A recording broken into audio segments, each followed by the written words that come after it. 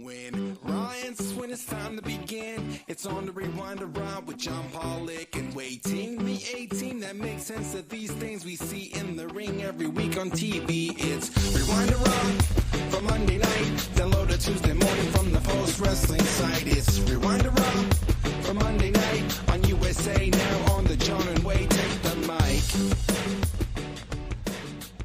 And hello everybody, and welcome to a special edition of Rewind to Raw. It is John Pollock out on assignment, waiting and coming in to join us here in the hours before Americans go to the polls. We are joined by the one and only, the purveyor of the Kings of Sport, the leader of the NWA podcast, the man you know and love. Yes, we still believe in democracy, but we also do believe in the monarchy, and the king himself of sport is here. Nate Milton is with us. Nate, no one I would rather be chatting with on this eve of the U.S. election. How are you? I am good, Brother Pollock. It is great to catch up with you, my man. It's been too long. Yes, the eve of the election. This is the WrestleMania. This is the Super Bowl. This is the World Cup of American politics, and we are all either cautiously optimistic or insanely anxious, or a mix of the two right now. Everybody in this country, regardless of what side of the aisle they're on, John, this is everybody's got the butterflies in their stomach, John. So I'm glad I can relieve some of that stress and some of that nervous energy by talking to you about a completely apolitical event here, this WWE Raw, man. I'm glad we're here, John. Yes. Maybe the most expensively paid for episode of Raw in the show's illustrious history. That's what we will be talking about tonight. So Nate and I, it's going to be the usual format tonight where we are going to go through some news. We're going to talk about Raw. At the back end, Nate and I are going to talk a little bit about the election coming on tomorrow. So what that means is, by us saving it for the end, it means that if you hate politics on your wrestling podcast, well, you have been forewarned, and you can send all your angry emails to yourself. That's where you can direct them all to, because I don't want to hear from it from anybody. But we will talk about it a little bit coming up later. But how have you been, Nate? It has been a while. You're a busy man. It's always great when we get to catch up. These are rare that you and I get to do a show together. Yes. I've been good, John. I've been busy, both at the day job and also with the podcast. I don't know what got into me a week or two ago. I just had a burst of energy, John, and made the foolhardy decision to book 5 shows this week, which is ridiculous. And so this is show number 3 of 5. So last night I was on MCU Later with WH Park and the great Rich Fan. We talked about Agatha all along. And then I also did a special episode of the 20 Twin, the political podcast over at the Kings of Sport, which is up now with Chris Ely. You can come to hear my thoughts, but really listen to Chris, because Chris knows what's going on in that world more so than a lot of people in this space. Now I'm here with you, John, and then tomorrow I've got 2 shows. So I don't know. Sometimes you think, John, that something's a good idea. You know, the old adage of the dog that chased the car and finally caught the car.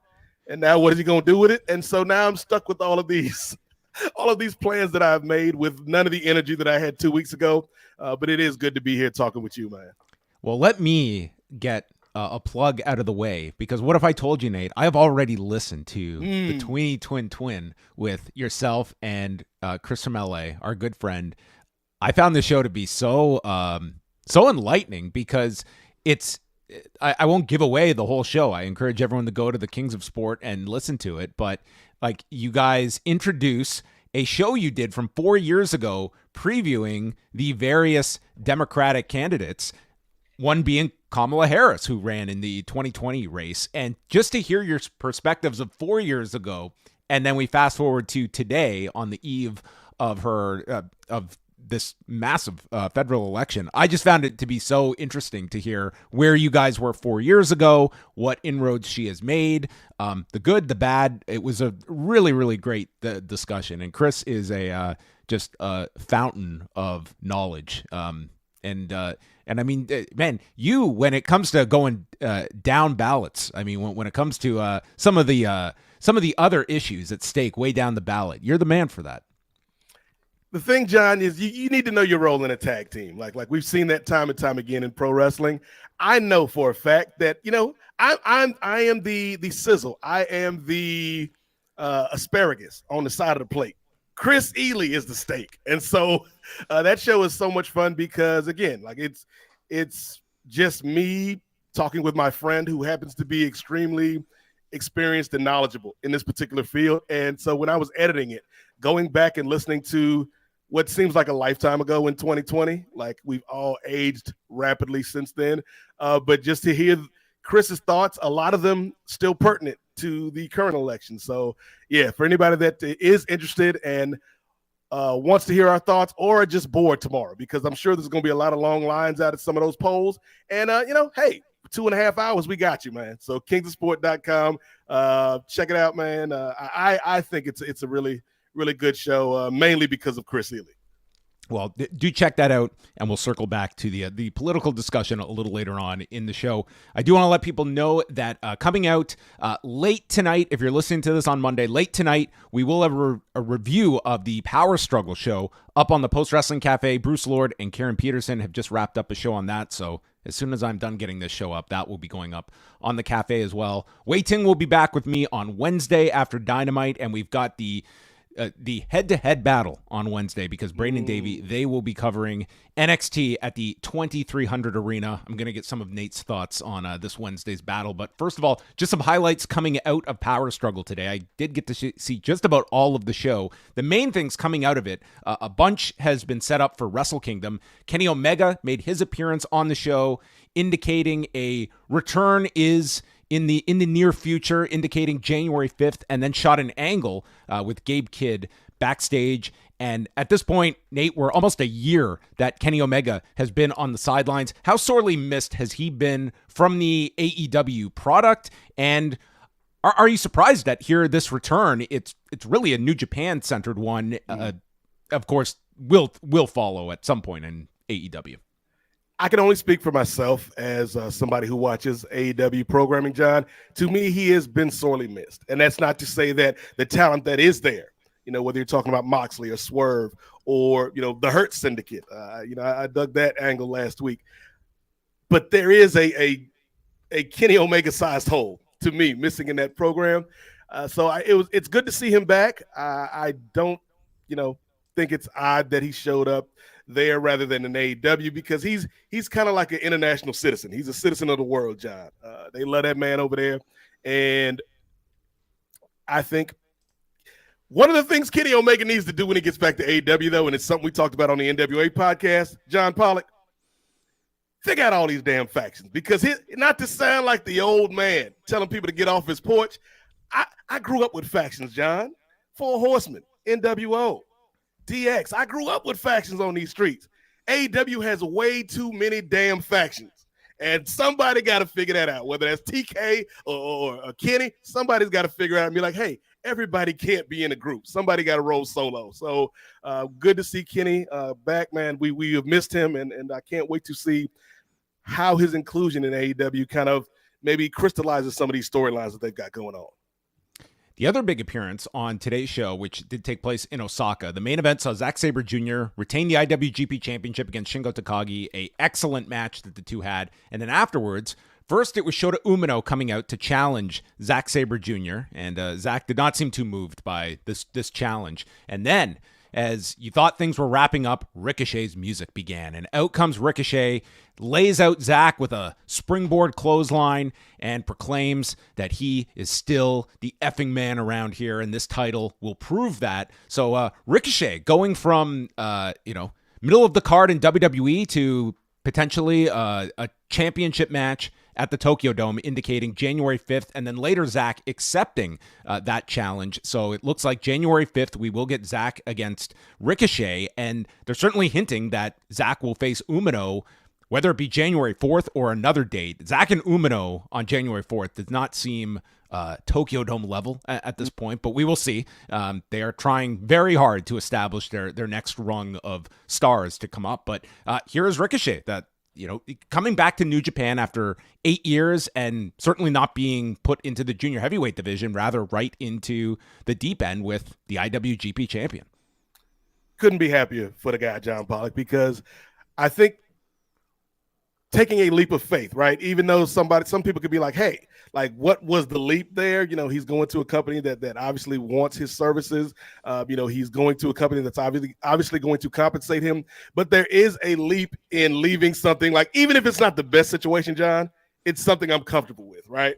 It's something I've known. And so I feel like that's all this man needed was a change of scenery. Like, get him off of speed, man. Like, we don't need this brother on speed. He's way too talented for that, man. And so, yeah, I'm here for this, man. I'm here for Ricochet coming up. I'm here for the Hurt Syndicate coming up. Like, as Chris would always say, competition is good for this business, and people having different opportunities to work in different places and get a fresh coat of paint. Like, I'm excited to see how far Ricochet can go over there, man, because he's been really good for a long time and been undervalued and underappreciated, I think, for a long time.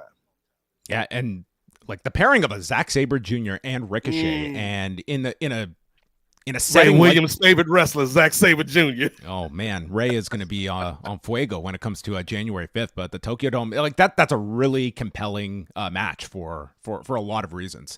And then also they have set up for Wrestle Kingdom. This will be the January 4th show. David Finlay and Yota Tsuji for the IWGP Global Heavyweight title, and then Doki against the returning El Desperado for the Junior Heavyweight title. They also set up the Junior Heavyweight tag titles. This was a very good tournament, the Super Junior Tag League. Robbie Eagles and Kosei Fujita, they win the tag league, defeating TJP and Francesco Akira. And then your champions come out, Kushida and Kevin Knight, and they call Catch 22 back into the ring. They're like, you beat us, and you won the tournament. We want to face all of you guys. And then you had Drilla Maloney and Clark Connors. They came in, they laid out everybody. So it looks like we're getting a four-way, and this Super Junior Tag League, essentially pointless, that the winners are going to get the shot, but so are two other teams that lost in this tournament. So, I mean, you got some entertaining matches, but it looks like we're getting a four-way at the end of this whole thing. So the January 4th and 5th shows starting to shape up. We know the Young Bucks will be part of the January 5th show,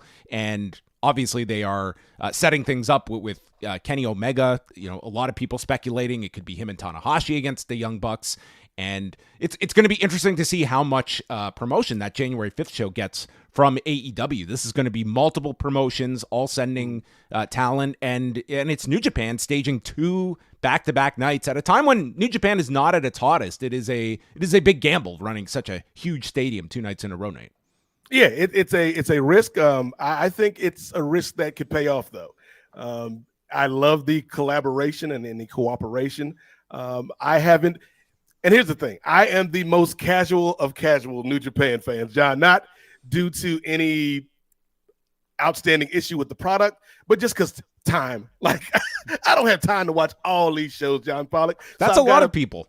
I've got to rank them. I've got to put them on tiers. Who's going to get the lion's share of my time? And New Japan, more often than not, will kind of fall to those lower ranks. But like, just hearing you talk about some of these matches that they're setting up, I'm intrigued, particularly when you're talking about like Zach and Ricochet. I think that they might be cooking something, and it may, like the strongest of mays, it may get me more interested in New Japan. Well, we will see how much Nate's interest will be 24 hours after the election. It's the real battle of two parties with very extreme tribalistic bases, that being NXT and AEW. Just for nostalgia's sake, it feels like it's 2020. We're going to get a Wednesday night war just for the heck of it. NXT will be at the 2300 Arena, being moved because of CW's coverage of the election. So the lineup we have thus far for Wednesday night includes Lola Vice against Jada Parker. This will be a hardcore match with Dawn Marie as the referee. Dawn Marie, 19 years after we last saw her in a WWE ring. Trick Williams and Bubba Ray Dudley, the dream team, against Ethan Page and Ridge Holland. 10-woman tag, Roxanne Perez, Cora Jade, and Fatal Influence take on Julia, Stephanie Vaquer, Jordan Grace, Kalani Jordan, and Zarya. Also added just over the weekend was Wes Lee against Javon Evans. Ava is set to make an announcement. Always have to have an announcement made on these big shows. And appearances by Rob Van Dam, Little Guido, and Francine. This certainly is like the stunt show of the two, but what do you think about like playing the ECW nostalgia card, Nate? Like this is certainly, of the two shows, I think this is the one that's going to have a lot of people's curiosity and other ECW cameos that you could expect on Wednesday night. Come on, John Pollock. You saw the smile on my face when you were going down that list of names. Like, as much as I enjoy Dynamite, Dynamite's going to have to be on the back burner that night. And I think, honestly, Dynamite to me has been a little bit on the back burner if you're comparing it directly to NXT, since NXT has been on the CW, maybe even before, because they're taking some swings, John, like the integration with TNA. Like they're taking some swings. Like Sexy Red showing up every damn week. Like Sexy Red, don't you have a day job, Sexy Red? Like that's cool. This ECW show, yes, it's a gimmick, John. Yes, it's a stunt. But come on, man. You bringing Rob Van Dam back in that building, Francine, Bubba Ray Dudley, Dawn Marie. Who knows who might show up at this show, John? Probably just be those four names and nobody else. But who knows? The possibility is out there. I think NXT has a lot of forward momentum right now. And it feels like, yeah, this is the product that if you have to choose one of the two, last few weeks, John, I've been watching NXT live, and then like even though they've been on separate nights, I haven't watched a Dynamite live in a month. And again, part of that is just due to my schedule, but it's also due to if you give me something to be interested in, I will sit down for 2 hours and invest in your product. And I've really liked what they've been doing with the NXT, man. Like Wesley is intriguing to me. Like Jordan Grace. Jordan Grace is amazing. I love the little team with Rosemary and Wendy Chu. Like that's something I didn't know I needed in my life, John. But NXT gave that to me. And so it's crazy because the CW is a network. Anybody that's heard me podcast about the DC shows, the Arrowverse that used to air on the CW, knows that is a poverty network, always has been. Never drawn a dime in its entire existence. But for whatever reason, this CW version of NXT has got me hooked. And it's something that every week I'm there, John. And so, yeah, you got to give credit to not only the talent in ring and the acquisition, Stephanie Vakua, Julia, but the people behind the scenes that are making this a must-watch show for somebody like me who a year ago, I didn't have time for NXT, and now I do.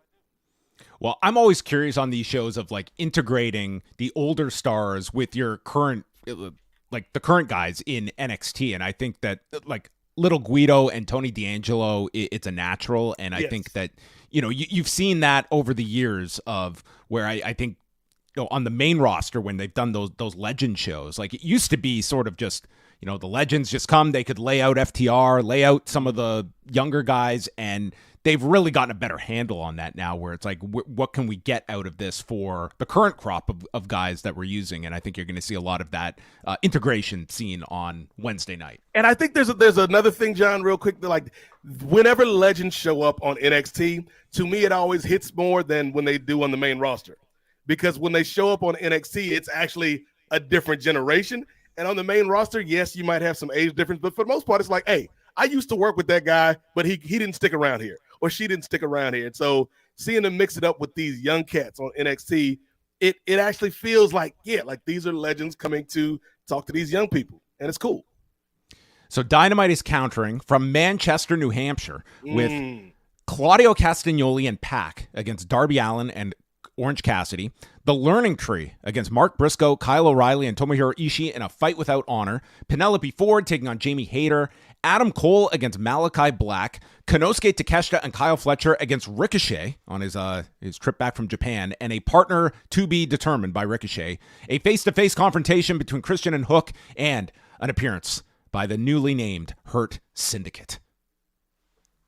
So it's a very good lineup on paper. Yeah. I think the buzz is going to be on the NXT side because I think you're going to have cameos and I think that's just going to be like who's showing up in the next segment. I think you're going to have a lot of that to play off of. But for Dynamite, I mean, this should be a really excellent 2-hour wrestling show. I mean, ideally, you're going to get 4, I think, very good hours, but it is going to be interesting to see how NXT performs, not being on its regular night. But I think to a lot of people, this is their lineup is the more interesting one because you've got like the novelty of ECW attached to it.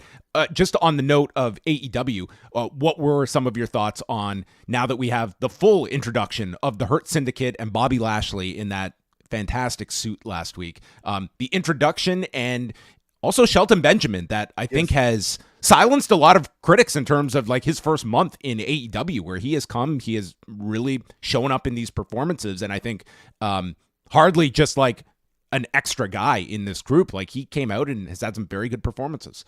It's funny because the night that Lashley debuted in AEW, I was in a group chat on Twitter with the rest of the Nubian wrestling advocates and the silent hand of Marcus Vanderberg. And everybody was, having a conversation. Everybody except Chris, because Chris was more preoccupied with the Dodgers game. He was sweating that one out with the Dodgers and the Yankees. But I enjoyed the debut. The only thing that took me out of it for like the briefest of seconds, and you and Way made note of it on your show afterwards, the damn production assistant. Like, you ain't got to count that loud, brother. 90 seconds. Like 90 seconds, we're good. That's a minute and a half. Yes. Like, what are you doing? But I've loved this run up so far. When it was just MVP, and then it was MVP and my problem solver Shelton Benjamin, and then we had the interaction with Leo. We had the interaction with Swerve, and now we got the debut of Lashley. And I think this team, again, faction of it all aside, because there still are too many damn factions. I don't know which factions I'm supposed to root for, John, which factions I'm supposed to root against, because there's too many damn factions. But I am intrigued by the Hurt Syndicate because I think there was a missed opportunity in WWE with this group. And if you've got these guys that are motivated, like you said, Shelton has looked like he's been reinvigorated. They've actually given him something to do. They've made him look credible, like until Lashley got there, like he was the enforcer of the group. He still may be like the Arn Anderson of this group. I'm looking forward to seeing who will be the next member. My money's on Leo Rush. I think that'd be a good thing for Leo, reuniting him with his guy Lashley from the WWE. But I think they're motivated to like say, we left so much on the table, or they left so much on the table in the WWE because they didn't use us properly. They didn't give us enough runway. I think back, one of the only good parts of the storyline involving what was the terrible group that put Mia Yim in a mask and thought Retribution. Like, we put Mia Yim in a mask because nobody's gonna recognize Mia Yim. Retribution. The only good part about the Retribution storyline was that one night where Retribution is like destroying everything and all the baby faces are laid out or incapacitated, and the only ones to step up are the Hurt Business. Yeah. And it gave real like these guys could be the heroes of some storyline if you write it properly. But they kind of never gave them a chance, and then they split them up and then brought MVP and Lashley back together again. And it just never clicked after that. So I'm excited for the Hurt Syndicate. And yeah, like AEW Dynamite should be a good show, John. I just will be watching it after the NXT show because that just has a bigger hook for me, with no pun intended, because AEW's got the hook on their show. But NXT for me is going to be the first show I watch on Wednesday. Well, before we get to Raw, I do have to mention to you, Nate, because I think you will appreciate it when it came to a big hook for me as definitely a lapsed NBA follower. This past weekend, it was a damn near national holiday here in Toronto because it was the first Toronto Raptors player in history to have his jersey retired. It was Vince Carter, and this was a game I very much wanted to go to, and it just was not in the cards. And then an angel from above, a great listener, bestowed upon me 2 tickets for Saturday's game. Oh, wow. Got to take Max, got to go watch this, and dude, I was like 17 years old being in this. These were, by the way, extremely good seats. Like, we were sitting above the players' entrance. I'm sitting there, like the players are coming out. midway through the first quarter, Drake just saunters out in front of me, like 10 feet in front of me, just walking out here. And then before halftime, where they're going to do the ceremony, we suddenly just get a whole roll call. I'm like, holy Christ, look at all these people here. We got Morris Peterson's here. Tracy McGrady's here. The camera goes down. Muggsy Bogues is here. I mean, they're just going, Kevin Willis. Oh my gosh. They're just going player after player. And then, not there on the roll call, but just gets in right at halftime and just sneaks a seat there. My man Charles Oakley was there as well. So, man. And then Vince Carter comes out. This guy is in tears. And he gives this incredible speech. They raise it and this place was packed at the Scotiabank Arena. Like, seriously, there was a period I was going to so many basketball games every season when Vince Carter was playing. This was one of my favorite sporting events I have ever gone to. Just for this halftime ceremony, it was incredible. So before I get into my thoughts about that, John, did Rafer Skip to My Lou Austin make these ceremonies? Unfortunately not. Damn. Not everyone. Jean Tabak didn't get the call either. I mean, you couldn't go to Kelly Olynyk in the building. We got. I'm trying to remember. But Tracy McGrady was there, which was like obviously Vince Carter's cousin. Yeah, but I was like, oh, that was the Raptors are such a weird franchise. So it's crazy. We had Chris Bosh, Hakeem Olajuwon was there for a couple seasons. Yep. I mean, it was like Antonio Davis was there on Saturday. They brought him in. It's just like when you look back, especially at that era, like people that were here for like a season or two, but it's quite an eclectic mix. But like in this city, like I will always maintain, I think Damon Stoudemire was like the first superstar Raptor because we had nothing at the beginning. But Vince Carter was just at another level. And it was, there was all this like anger over how he left. I'm like, who cares? Like, this guy was basketball for not just a city, for a country. Like, this guy took basketball in Canada to another level. It was long overdue that this guy was to have his jersey retired. Yeah, perfect person to be number one. I don't think people contextualize like that era of the NBA when we had the expansion into Toronto and then also into Vancouver.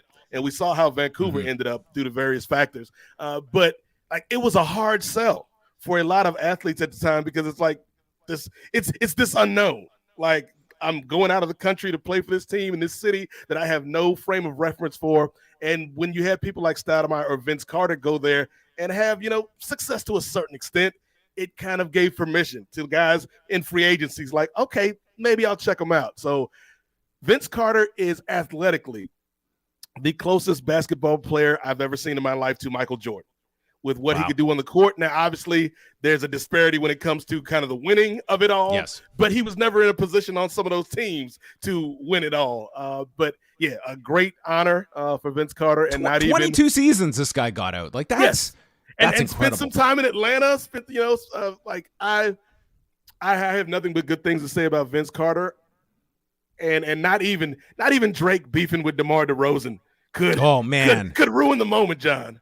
Yeah, Drake was on I guess he was on the broadcast. I obviously couldn't hear this, but yeah, he said if they ever retire DeMar DeRozan's jersey, he'll yank it down himself. I mean, man. To which DeMar DeRozan said God, in the press conference. There's a whole city of Kendrick Lamar fans after that comment. That's all I'll say. And by the way, they were playing DeMar DeRozan's team on Saturday. Yeah. Like, DeRozan is there in the building. He even did a message on the video screen for Vince Carter. I'm like, man, and this guy just gets that in exchange from Drake. I mean, people, again, like you, and you can speak to it more than me, but DeMar DeRozan as well as Kyle Lowry, like that was kind of the next generation of the Raptors to kind of be stars and hold up the flag for that city. And so it's like, yeah, Drake, obviously, like this is your home country, but those people love DeMar DeRozan for what he meant to that team. Yeah, it's like, Aubrey, dial it down a little, okay? That's all we ask. Anyway, okay, that was my my sporting event of the decade. That's really cool though that you and Max Saturday. got to experience that. Yeah. By the third quarter, Max was like, are we able to go home? I've had a great time, but I'm really tired. I was like, yes. I really want to stay. I was having the time of my life at this game. I'm like, you really want to go already? I was like, man, but we got to see the Vince Carter retirement, so cool. That was cool. On to Raw we go. We're going to have some detours on this one, but we head off. So this was actually taped on Sunday in Riyadh in Saudi Arabia following the Crown Jewel event. And we're going to get right into things because starting things off, Liv Morgan coming out with Raquel Rodriguez and Dominik and noting no Crown Jewel championship that will live at the WWE Experience, but she's got a ring. Okay, she's got a ring, and she is moving on to the Liv Morgan World Tour now that the Revenge Tour is over. Made Rhea Ripley go away for a long time, which is accurate, and she is now the greatest women's champion of all time. And before Dominik can even talk, out come Jade Cargill and Bianca Belair, who state that they, being the tag team champions, are willing to give them a shot. But Liv tries to create dissension between Belair and Jade, stating, how can you call yourself the best, Bianca, when your partner also thinks she's the best?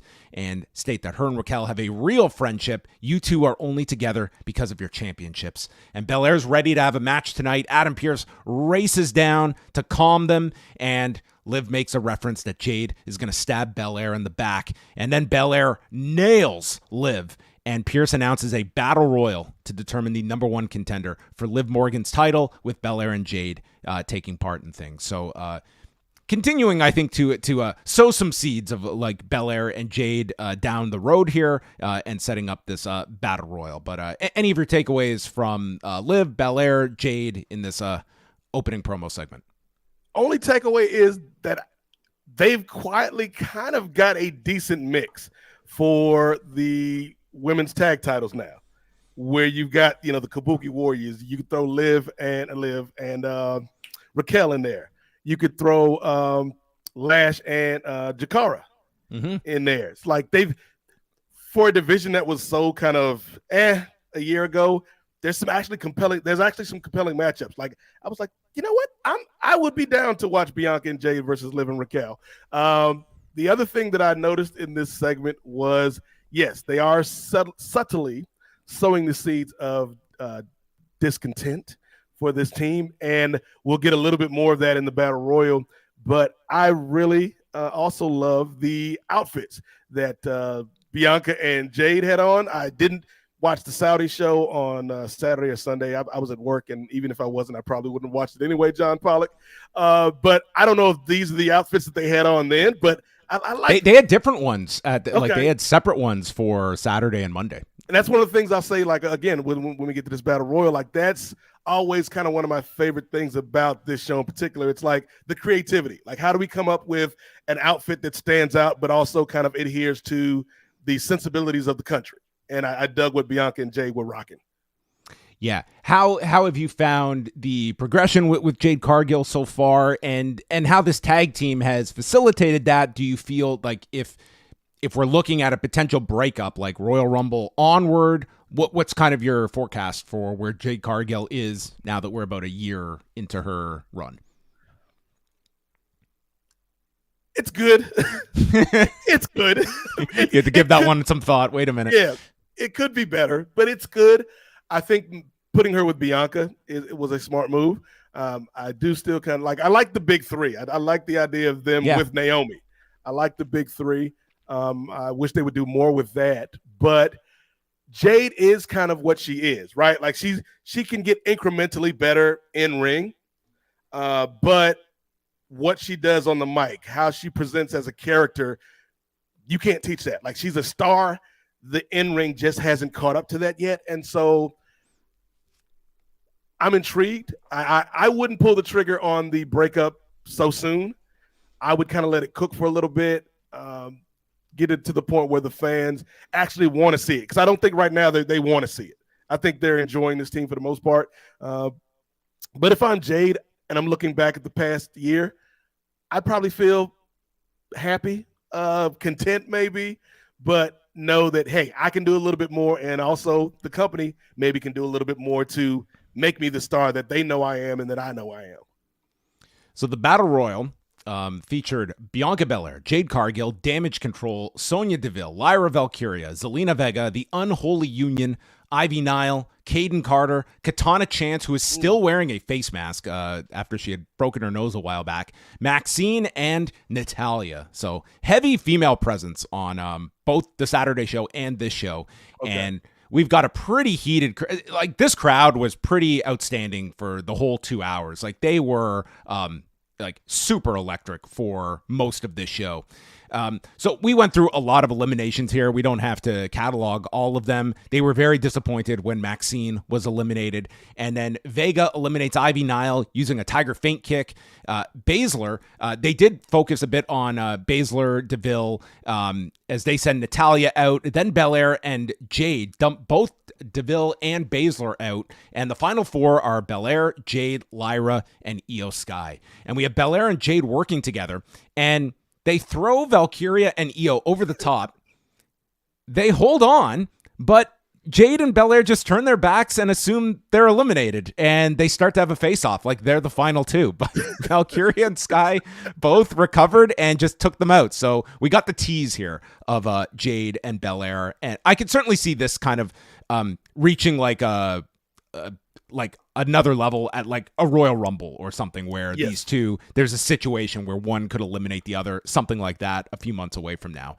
But Raquel is back, grabbing Belair by the braid, and Jade tries to help. Liv appears, grabbing both, and Jade and Belair are both thrown out as a result of Liv and Raquel. So it comes down to Lyra and Sky, and they finished on the edge of the apron. Lyra loses her on her shoulders, and then it's Sky with a shote and then a German suplex onto the edge, eliminating Lyra. So Io Sky will get the future shot against Liv Morgan, which is good for Io Sky. Like, she has really been like the star in a lot of ways of not just Damage Control, but sort of this women's division on Raw whenever she is called upon. So you should get, whether it's a TV match or whether it's something bigger, should be in the near future. Yeah, I like the Battle Royal for the most part, John, especially when we got down to the Final Four. There was a lot of just getting rid of people for the first half of this. There was a lot of just getting rid of people, and there was also a lot of Nate going, "Oh, hey, she's still on this brand. Okay, cool. Caden is still here. Okay, cool. I like Caden." But the spot where Bianca and Jade threw the Io and Lyra over the ropes, and they could see that they hadn't hit the floor, John, before they turned their backs on them. So that just made them look dumb. It just made them look dumb. And we're going to have a moment that's not really a moment. I don't know what's going on here. But even in spite of that, the audience did get a charge out of that. Like when they did the stare down. And so it was a good tease. It was a good tease. And this was the crowd to do. Yeah. Like the Rumble to me would be something where you want to peak this for wherever you're going for, because I think I could certainly make the argument that Jade is best suited for this team, but I could also say that, Belair, you want to have in something like big come Mania wise, like you are taking her out of like that singles role that, she is one of your standout performers in, but that's probably where you could see this eventually going to.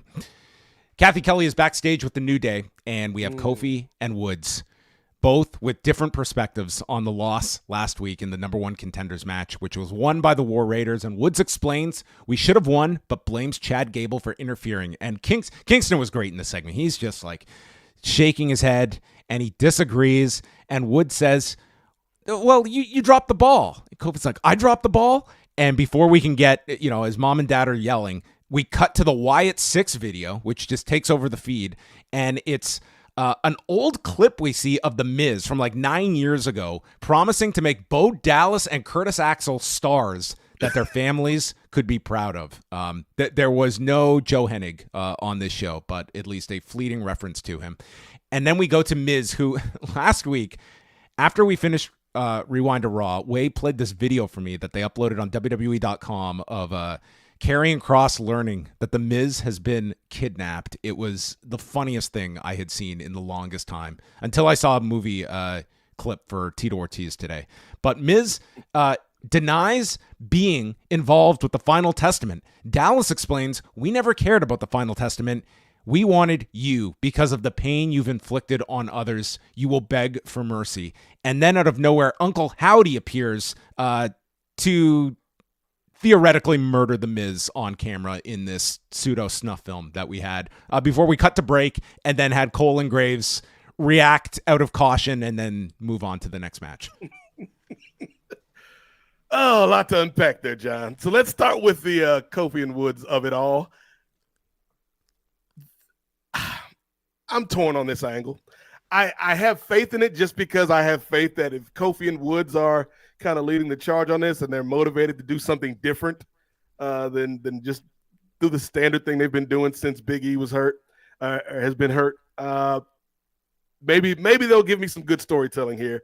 But there's another part of me that's like if it has to be done right, because this team, even though they've been kind of bums, for lack of a better term, and I mean that with all due respect to these guys, because I love these guys, they've been inconsequential members of this program.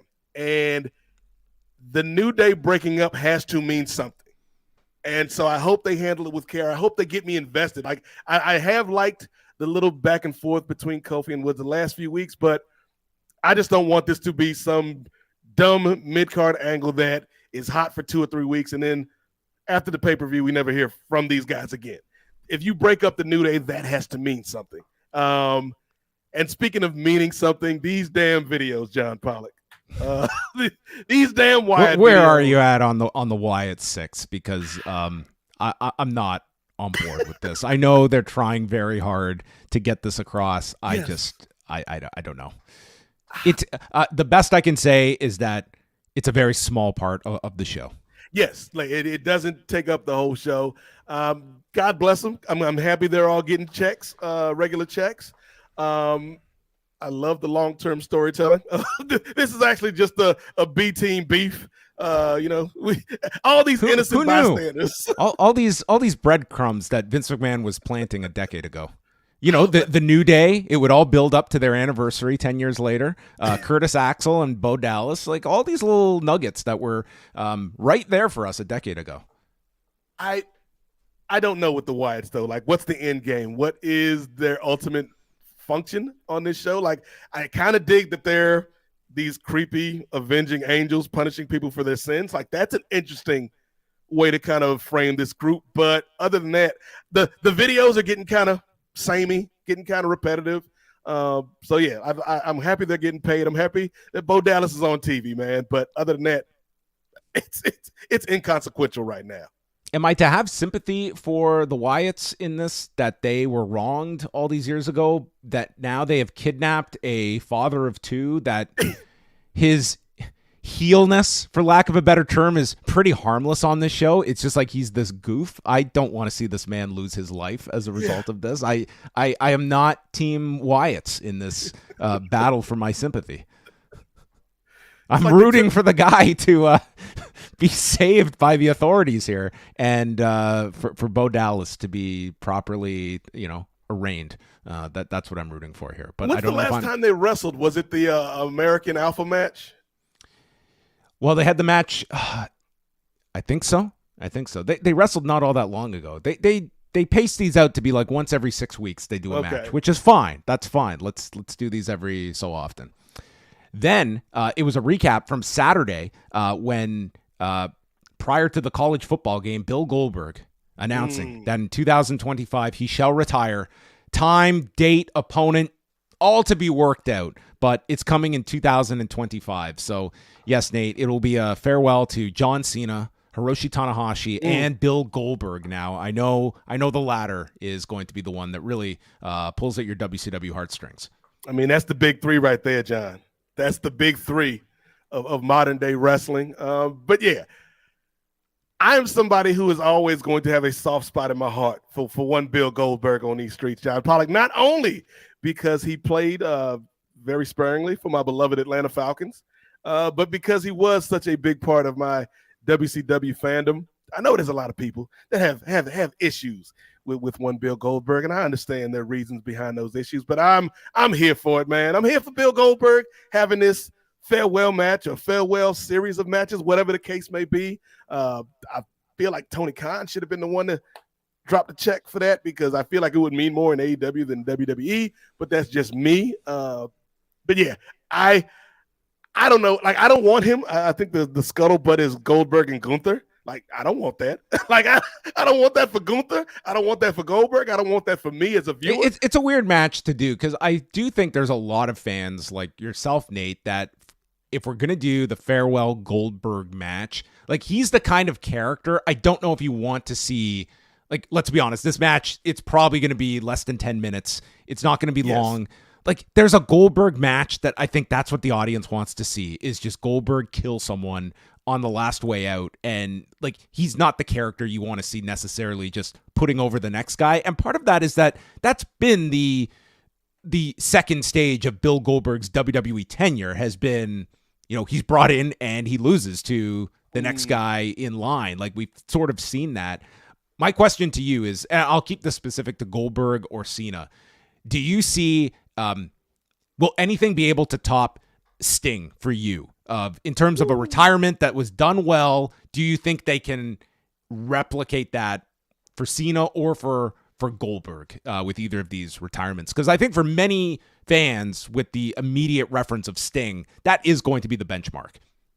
Yeah, for me personally, nothing's going to top that. Like, neither Cena nor Goldberg is going to top that, because that night was so special. His whole AEW run was so special in the way that this is a guy, my childhood hero. Never thought I would see him step in a ring again after the Seth Rollins match, at least compete in a ring again. And they did that perfectly. You can have your issues with TK's booking on a lot of different fronts, but that was perfect, what they did with Sting. So short answer. You could argue like Sting, like period. Like those 3 years, I think that's like Tony Khan's hallmark that he can really, you know, hang his hat on, is that handling of Sting. And let's be honest, when he showed up, who possibly thought you were going to get that level of mileage out of Sting? Certainly not me.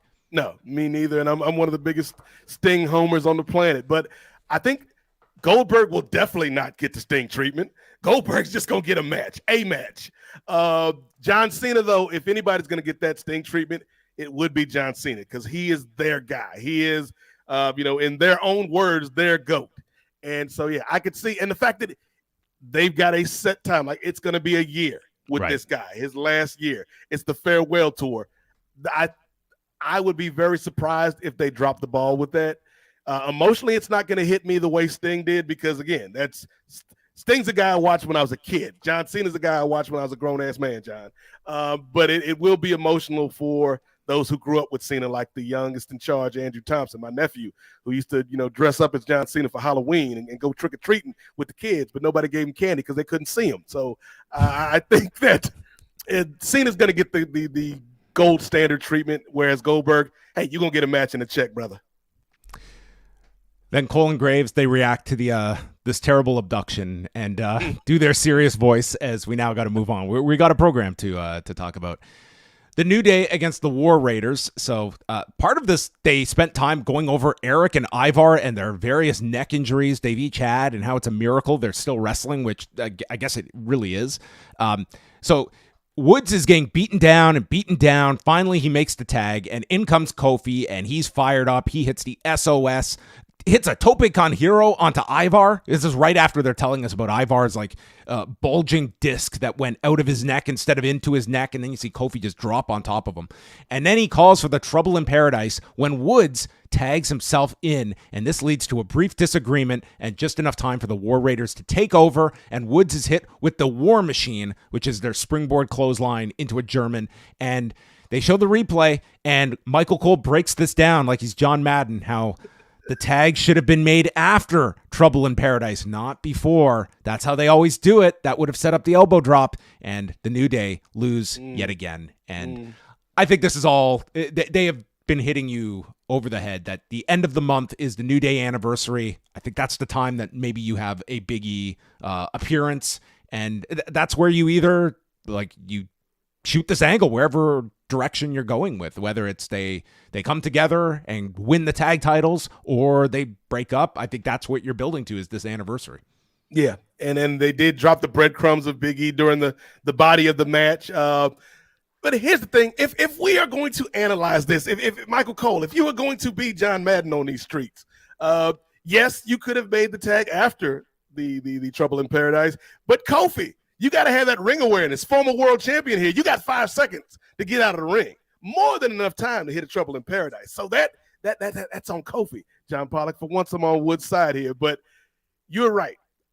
They have to give us something. And my hope, just as a fan of these guys, a fan of this team, is that they stay together. But if they stay together, they need to stay together with a purpose and a goal.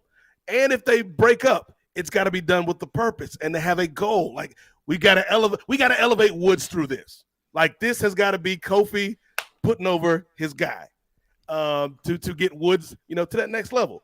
So I'm cautiously optimistic, John, much like I am with other things in my day-to-day life, including tomorrow, for the fate of the New Day. Well, we will see if it's a new day in America. Yes, it is. They plugged all the international dates that they've announced for next March. This will include 6 TVs between Raw and SmackDown being done in Europe over the course of those 2.5 weeks, which will be leading into WrestleMania. So you should get some very, very hot crowds next March. Not to mention probably some 7-figure gates in there. So Mark Shapiro will just be he'll be grinning from ear to ear next March when those receipts come in. Out comes Sami Zayn. He speaks, first of all, thunderous reception for Sami Zayn. Then he speaks Arabic, and the crowd's just going nuts. He talks about how proud he is being able to speak this language on WWE programming. And he has met with Jey Uso, who comes out thanking him for having his back on Saturday. He went back, he watched the footage, and asks, was it an accident when you hit Roman with the haluva kick? And before he can answer, Jimmy walks out. And he blames Zayn for doing it on purpose and tells Jay how you should be pissed. We can't trust Sami. And Sami, then, playing the prosecutor here, he goes through Jimmy's track record. How, Jimmy, you were the one who first brought me into the bloodline. Then you turned on me. Then you turned on Roman. And then you turned on Jay. And this crowd is just eating up all of this. They're chanting for Sami Uso. Zayn then explains, Jimmy, I don't hate you. You're not the bad guy. You just make bad decisions. And he says, I came out at Crown Jewel for Jay. And for a minute, it felt like old times with the 4 of us in there. But just like that, it ended in a minute. And like always, it fell apart. I'm not doing this again. I'm not going on trial or proving my loyalty. I'm done. Jay, I love you, but I'm out. And out goes Zayn. And Jay says, Sami, come to SmackDown so we can talk this out like family does. It's like, we're in Saudi Arabia. You're going to make me fly all the way now to TV on Friday. I want a night off. And Jimmy says he isn't family, but Jay says he is family. This is full on, Way always makes the comparison to his bloodline is Fast and the Furious. It really is. They're right down to Roman Reigns is your Vin Diesel, and yes, all we need are some the 4 of these guys to drink some Coronas before War Games, and the whole crowd erupts in Sami Uso as Jay refers to him as such, stating he is family, even though he's not blood. This was a great segment for the crowd and continuing the build up to War Games, and I guess we'll get the next chapter with Roman involved on Friday. This was the highlight of the show for me, John. I enjoyed every second of this. And yes, to echo Brother Ting's thoughts on this, this is WWE's Fast and the Furious. It's this long-running saga where we've got all of these characters that we know and love, and the crew just keeps getting bigger. Former enemies become reluctant partners, reluctant friends. Cody Rhodes, we beat up on this man, Cody Devontae Rhodes, for 2 years, and now he's kind of family adjacent. He's like Jason Statham to the Fast and the Furious family. Yeah, we had a disagreement, but hey, it what's done is done. This interaction though, and first of all, shout out to Sami Zayn, who I can't put myself in his shoes, man, because you have to kind of just think of where this dude came from when it comes to these Saudi shows and his initial thoughts and feelings about these events, to hearing the way that crowd had his back, hearing it's got to be a surreal moment, and he is so good at these heartfelt promos, even if the genesis of the promo is kind of tomfoolery, but he makes you believe in the tomfoolery, John Pollock. And I love that he's like, hey, I'm not angry at you. You're not a bad guy. You just make bad decisions. And this is what I want, John Pollock, from my wrestling. I want soap opera. I want the drama. I want all of this. I know that some people are like, hey, this bloodline story's been dragging on for too long. Like, no, it's been dragging on just long enough. And I'm here. I'm going to be sat down Friday night, John Pollock, when we get Sami Uso, Jimmy Uso, and Jey Uso finally meeting up with Roman Reigns and just the emotion and the drama. Like they had a huge reaction a couple SmackDowns ago from just two brothers hugging, John. You would have thought somebody had won a title the way the fans were into the Usos hugging, John Pollock. This bloodline thing, it's ridiculous. It's crazy. It's sophomoric. Hell, the angle when Cody and Roman were in Atlanta and they met on you're in my way. Oh, I'm going to get out your way, Roman. No, you're in my way of life, Cody Rhodes. This is drama, John Pollock. This is cinema. And you even got Luke Hobbs at Bad Blood. Yes, Luke Hobbs came out. Again, more connections to the Fast and Furious universe. Give the Usos, give Roman, give Sami Zayn all the nighttime Emmy Awards because this is what I come to pro wrestling for, John. Yes, of course, the bell to bell, but give me a story. Give me something to sink my teeth into.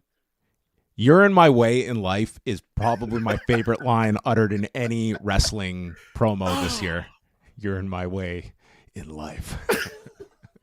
Promo of the year. Amazing.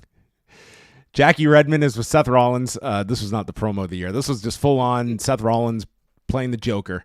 And he does put over Bronson Reed. He gave everything he had. I respect him. I'm sure we'll meet again in the future. But now gold is on my mind. And tonight features three of the best in the world and Dominik. And that would be our main event. Dominik took a lot of strays in promos on this show. Following that was Dragon Lee with Zelina Vega taking on Chad Gable, who had Ivy Nile in his corner. And again, like the crowd was just so red hot for this. Tons of "you suck" chants at Chad Gable. Like this guy has just been like, he's completely, they might as well just refer to him as Kurt Angle at this point. Like, just assume the name.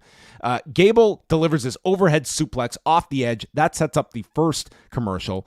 And Gable even did like this handstand out of the corner, like Ultimo Dragon getting kicked. And then they're trading elbows. Like, this was getting really good at this point. All these standing switches. Gable goes for a pair of rolling Germans. Then Lee counters into a sit-out powerbomb. And Gable scales to the top for a belly-to-belly, but Dragon Lee is going to slide down. I kid you not, Gable powered him over top. This was incredible. I had to watch this like 5 times to see. It looked like he just full on was like, no, we're doing the belly-to-belly, even though gravity is stating you're sliding to the ground. This was just, yes. This guy could have landed right on his head, and he did it flawlessly. This was the most impressive thing in this match. And then after Lee gets hit with a cliffhanger DDT, Gable uses the rope for leverage. Vega knocks him off, and then it's Nile attacking Vega. Ray runs down, and Gable goes after Ray's mask, gets struck, and that sends Gable into Operation Dragon, and Dragon Lee gets to win. A hell of a match that these two had, second from the top on this show. Yeah, this was probably my favorite bell-to-bell match of the show. I would say so. Even though I had to dip out in the middle of it because Monday Night Football is on. And I am very invested in Monday Night Football because I have players on my fantasy team that I need to score touchdowns. And so how are the Chiefs holding up? Are they Chiefs are currently leading by a touchdown in the third quarter, end of the third, beginning of the fourth, something like that. But the Chiefs are trying to stay undefeated, much like Chad Gable is undefeated when it comes to suplexing people. But yeah, I thought the guys had really good chemistry together. I just don't know, John. Again, it feels like Chad Gable and the Creed brothers and Ivy Nile are kind of stuck. You know, for like teams kind of get stuck. They kind of get stuck with each other on this program. Like for the longest time, we had the Final Testament and the New Day, and they were just stuck together. And nobody wanted that. And now we've got, you know, the LWO and is it Alpha Academy or like what is their name? They're still going by Alpha Academy. Yeah. Alpha. Okay. They're sort of like they are very bit players at this point, but I guess like Alpha Academy. They're stuck together, and I would like to see more forward momentum, especially for Gable. Like going back to his matches. This guy's incredible. Gunther. Like this guy is. His matches with Sami were great. Yeah, they really seemed to go very far with him last year when they did the Gunther match and his daughter crying, and it just seems like they found this role for him, and it's a fine role, but he's there to be the guy that is going to have your great TV match, and I do see there being a higher ceiling for Gable, where they've cut out a lot of the comedy with him, and he's just I really enjoyed this match quite a bit. Redmond is with Gunther and Kaiser, and Kaiser goes to run down Cody, and Gunther cuts him off and says, Cody was the better man, and he said, tonight there will be 3 capable performers in that ring, and Dom, and then remarks how Kaiser was unable to take care of Sheamus. I need to do better after Saturday. We both have to do better, and he gives this ugly look to Kaiser and just walks off. So Kaiser was just left there. Wondering why he came all the way over here to Saudi Arabia for this kind of response. And then it is time for the main event. Damian Priest, Seth Rollins, Sheamus, and Dominik Mysterio. We had a lot of commercial time for this final one with 2 commercial breaks. So the way this was laid out, I mean, Dominik played Dominik. He was like begging off, hiding, and then he would run into Sheamus for the 10 beats, and then the other 3 would just get involved. And then we come back from break. It's pretty much a singles match for what felt like 5 minutes between Dominik and Priest, to the point I was like, did we miss something with Rollins and Sheamus? They just disappeared into the ether until Sheamus finally returns with Irish Curse backbreakers. And the crowd, they were so into Sheamus throughout this match. Like, he seemed to be the crowd favorite among the 4. So we have all 4 down, and Sheamus hits white noise onto Damian Priest, then a running power slam to Dom, and he sets up for the brogue kick, but it's stopped with a Rollins super kick. And then Rollins, his eyes just like get so big because he sees Bronson appear on the floor, and Bronson attacks Priest, attacks Sheamus, then Rollins goes after him, and Reed continues to fight Priest and Sheamus, lays them out with DVDs, and then hits a tsunami to Priest, a tsunami to Sheamus, and then places Seth Rollins onto the announcer's desk and proceeds for a 3rd tsunami, breaking the table and thus sending Rollins into oblivion. He's gone for the rest of this match. Meanwhile, Dominik has been hiding this whole time from this attack. He hits the frog splash to Sheamus, but Priest stops it, and it's left to Priest and Dominik, and Dominik tries for a frog splash, is caught with South of Heaven, and Priest pins Dominik. So it will be Gunther defending the World Championship against Damian Priest at a future date, and the 2 went face-to-face to end the program, and that was that, as Seth Rollins met his demise. Yeah, first of all, shout out to Seth Rollins. I'm sure he was tuning into MCU later last night because he had the Agatha Harkness fit on. He was going down the Witch's Road. But I thought this was a good match. It was solid. Dominik Mysterio might be my most improved wrestler of the year. And not for anything he does bell to bell, John. Just for, and I mean, granted, what he did was part of the match, but just the sliminess, the smarminess, the chicken shit heeledness of it all. Like, Dominik plays it to perfection. Like, he's got it down. Yep. He's like the character stuff. He's got it, and he's good enough. He's good enough bell to bell that when you add it with all that character stuff and the fans just hate him, like he might be one of my most improved wrestlers this year. But I thought the right person went over in this one. I like the matchup with Priest and Gunther. Like, Priest low-key had a pretty solid run as champion.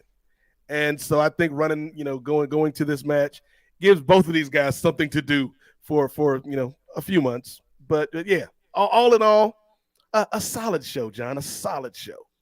Some would say a 6 out of 10 show. Well, it was an incredible crowd. Like, this crowd in Riyadh, like they were just through the roof. Especially during that Usos Sami segment, like that made that segment for me. I thought that segment worked really well. Again, I really enjoyed Gable and Dragon Lee. Those to me were the standouts. And the main event, like it was well worked, involving the 4 and getting to your direction with Damian Priest. Now, the question I want to ask you at the end, because I have had Nate on sometimes in the past, and it has always been with an extra level of guilt that I have asked him to watch a 3-hour edition of Raw. So I default, though, to Jake from the Windy City, who does send in a super chat. Brother Nate, pleasure to see you review Raw once again. How is the switch to 2 hours so far for you. How was tonight's viewing with 2 hours, even with Monday Night Football going on a second screen with you? It was beautiful. It was beautiful. It's funny because Ray Williams, the great two-way Ray, and I had this conversation the other day where it's so refreshing that Raw is 2 hours, but at times it's almost like they still are trying to pack a 3-hour show into 2 hours. Not so much this show. I think this was a pretty well-paced episode of Monday Night Raw, but yes, 2 hours is wonderful. It's beautiful. I think I'm at the point in my life, John, where I don't need – I'm not a wrestling glutton like I was in my 20s and in my 30s, John Pollock. Now give me 2 hours of Raw. Give me an hour of Wow Women of Wrestling. And that, like, Wow Women of Wrestling might be my favorite wrestling show, John, because it's the simplest wrestling show. It's just an hour. It's not even an hour. It's 45 minutes with commercials. And we telling you 3 stories. We're giving you 3 matches with 3 stories. And then at the end of the show, there's a hook for next week. That's it. Thank you, David McClain. So longer isn't always I want to hear more Women of Wrestling thoughts from you on the NWA podcast. Here's the thing. Women of Wrestling might be my You're the only person you and Braden Harrington are the only ones I know that watch Women of Wrestling. Top tier, John Pollock. You don't know. There's so many great teams in professional wrestling, but top tier. They live up to their name each and every week on David McClain's Wow Women of Wrestling. But no, 2 hours is perfect. I am in fear of what we get once we make that transition to Netflix, John, because that was my next question, is that if you think they're going to have a hard time that they're going to aim for each week, or do you think it's going to be this flexible, like some weeks, hey, we need 2 hours and 15 minutes. This week we need 2 hours and 40 minutes. Like, do you think it's going to be a set window that we get each Monday, or will there be flexibility, you think? I think it's going to be flexible. I think they're going to try to shoot for 2 hours, but if they go 2.5 hours, I get it. Hey, you're speaking to somebody who hosts the NWA podcast, John. Every month we shoot for 3 hours. We rarely hit the mark that we set for ourselves. So I could give Triple H and the crew over there some leeway, some grace. But I think if they keep it in that 2.5 hour range, I think that's perfect for Netflix. We'll see how long though they can stick to that, because again, if the subject matter or the show or the angle, especially in WrestleMania season, dictates like, hey, we can go an extra 30 minutes, extra 40 minutes, we'll see. Well, at this point, I'm going to thank everyone that is tuned in for the wrestling portion of Rewind to Raw. We thank you very much. It's always great when we get to have Nate Milton joining us. We are now going to segue over to the other little event that is happening in the United States this week. So this is the point where if you are one of those keep those politics out of my wrestling podcast, you forfeit the right to complain from this moment forth as we look ahead to the big U.S. election going down on Tuesday. Nate, I'm assuming you have not voted in advance. You are off to the polling station in your area on Tuesday? Yeah, I'm going to the polls tomorrow. I thought about it. I thought about early voting. I thought about voting by mail, but this is the first time since the pandemic that I have the opportunity to go back to my regular polling place, which happens to be one of the elementary schools I went to. And so I'm like, you know what? It's a nice day. I'm off from work. I got 2 days off from work in a row. So everything's coming up Milton these days. So I'm going to go to my regular polling place, not only to visit the old haunts, but also because there's an election worker there. Election workers are the real heroes. There's an election hero there named Mr. Cecil. And Mr. Cecil has been working at this school, monitoring these elections since like 1995. So like Mr. Cecil's been doing this for a minute. He kind of reminds me of like Orville Redenbacher, like a little heavier Orville Redenbacher. And Mr. Cecil always makes a big pot of Brunswick stew because he's got to be at the polls all day. So he makes a big pot of Brunswick stew and some cornbread. And Mr. Cecil doesn't share with anybody unless you know Mr. Cecil. And I want to say about 7 years ago, Mr. Cecil was like, "You're always up here." You know what? It was cold that day. Like we don't really get very cold during the days in Virginia, and it was cold. And Mr. Cecil was like, "You know what, kid? I'm getting ready to take a break in 5 minutes. You want to go outside and have a chat?" And this is back when I smoked. And I'm like, "Sure, Mr. Cecil." Mr. Cecil comes out. I'm smoking a cigarette. Mr. Cecil hands me a cup. A cup, John Pollock, filled with this Brunswick stew with the chicken and the beans and the rice and the tomatoes and the potatoes and a little small piece of cornbread inside. It says, "Don't tell anybody. See you in 2 years," because he works the midterm elections as well. So I'm going just to see if I don't know if Mr. Cecil is still on these streets monitoring these elections, John, but if he is, I'm going to not only do my civic duty, but to get a cup of that damn Brunswick stew. Those are the true like MVPs of this whole election process, which it's very demoralizing sometimes to hear how just the amount of toxicity that has been added to this when you have people that are just like, you know, these salt of the earth people that are volunteering their time to do this, that I think is often overlooked. I did do some of my research today, Nate, realizing that the last time a Republican won Virginia was all the way back with Bush in 2004. So Virginia looks to be a pretty safe state for the Democratic Party. Biden took Virginia by 10 points back in 2020. Is this a very safe state for the Democrats? What is kind of the feel that you can share from us? Chris Ely would tell you Virginia is a blue state. I still, as somebody who has lived most of my life in this state, would refer to us as like a dark purple. Like we're a dark purple state. Like we have a Republican governor, Glenn Youngkin, and our houses of Congress in the state, at least until the last election, were fairly split evenly. And so I think Virginia kind of takes its job seriously. Like we don't just kind of vote blindly, but when it comes to these presidential elections, I think Virginia will tend more often than not to vote Democratic. And the reason is because Virginia, in my opinion, is a microcosm of the country where we got a lot of rural areas. We've got a lot of urban areas. We've got a crazy mix and a beautifully crazy mix of races and religion. We've got, you know, aerospace engineers like in my city, aerospace, the military. There's so many military bases in Virginia. So it's kind of everything you can find in America, you can find in Virginia in one way, shape, or form. So I'm pretty confident that Kamala Harris and Tim Walz are going to carry Virginia. The interesting thing to me is what happens to our neighbors to the south, North Carolina, where my sister and my nieces live, who they have been staunchly Republican for as long as I can remember.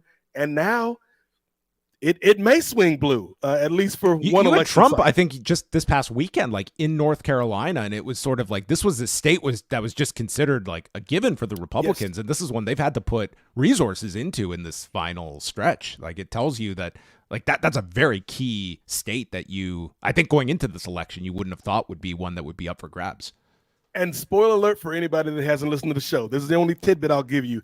Chris Ely has predicted on the 2020 if Kamala Harris somehow wins North Carolina, that's ball game. That's game over because Donald Trump has less paths to victory than Kamala Harris, just based on the electoral map. And so, you know, I still think because I'm even though I live in Virginia, John, I'm from Missouri. You got to show me before I can believe it.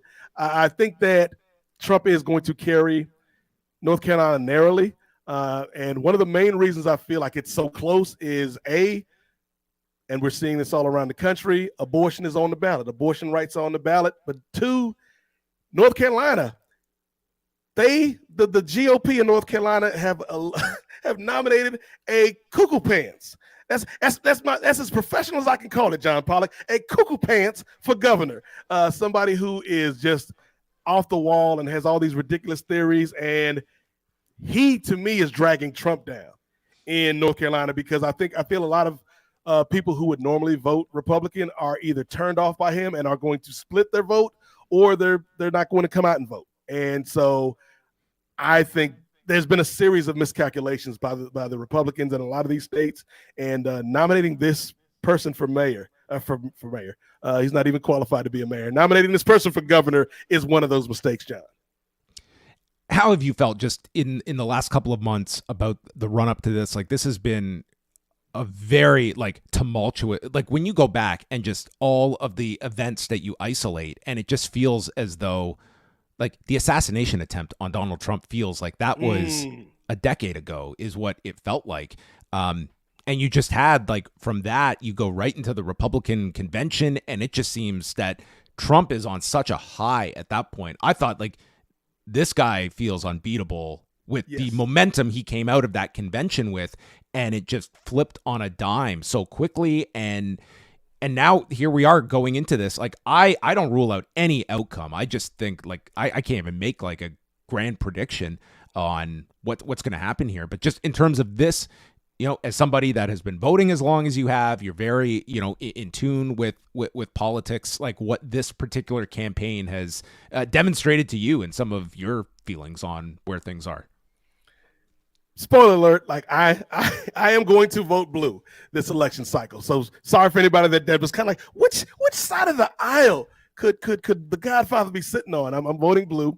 But I had fully predicted, John, even, you know, as recently as July, that this is Donald Trump's election to lose, because it just kind of felt that way. And like you said, man, like the assassination attempt, the RNC, like he had a lot of momentum.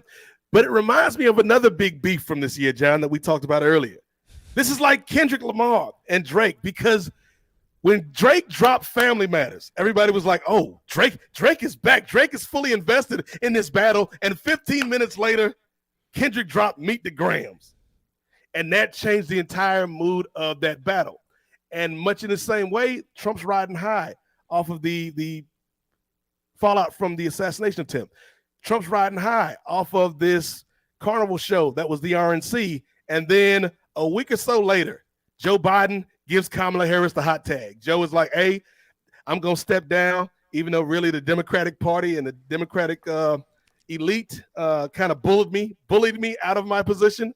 And Chris will tell you, Joe made the smart calculation of, hey, if I got to go, y'all got to take Kamala.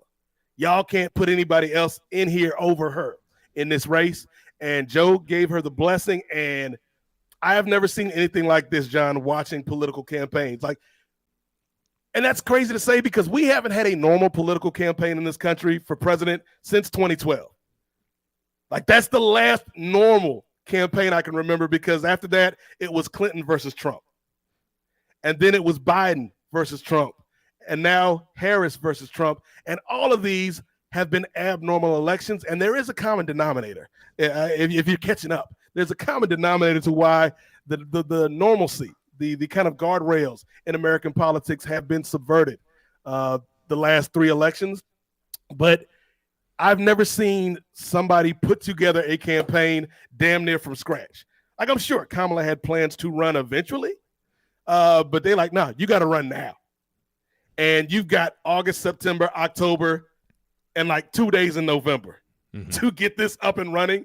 They had a damn near perfect Democratic National Convention, and she raised a ton of money. And she's also had to walk this tightrope of, I got to be progressive, but I can't be too progressive. I got to bring in people like Liz Cheney. I got to bring in people like Adam Kinzinger, some of these other Republicans and more conservative-leaning folks. I've got to create this coalition. I've got to speak to the issues that are going on, you know, in Gaza, but not piss off either side too badly, because the secret sauce is, if I go too far to one side or the other, I might not get into office, and I can't do anything about that situation if I'm not in office. Because, spoiler alert, Donald Trump is not going to do anything but make that situation worse. More bad than it already is, ladies and gentlemen.